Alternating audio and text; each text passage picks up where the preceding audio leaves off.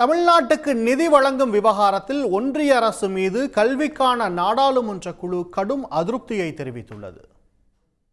PM Sri திட்டத்தை அமல்படுத்துவதற்கான புரிந்துணர்வு ஒப்பந்தத்தில் கையெழுத்திடாத மாநிலங்களுக்கு கல்விக்கான நிதியை ஒதுக்க மறுப்பது நியாயமல்ல என்று கல்விக்கான நாடாளுமன்ற குழு தெரிவித்துள்ளது. புதிய தேசிய கல்விக் கொள்கை, PM ஸ்ரீ திட்டம், சமக்ர சிக்ஷா அபியான் திட்டம் தொடர்பான ஆய்வை கல்வி, பெண்கள் நலன், விளையாட்டு, இளைஞர் நலனுக்கான நாடாளுமன்ற குழு ஆய்வு செய்தது.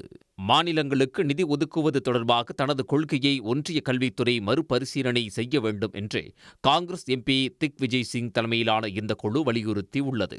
சமக்ர சிக்ஷா அபியான் எனப்படும் ஒருங்கிணைந்த கல்வி திட்டத்தையோ புதிய தேசிய கல்விக் கொள்கையையோ அமல்படுத்தாத எந்த ஒரு மாநிலத்தையும் பாதகத்தை சந்திக்கும் இடத்தில் நிறுத்தக்கூடாது என்று நாடாளுமன்ற குழு கேட்டுக் கொண்டுள்ளது.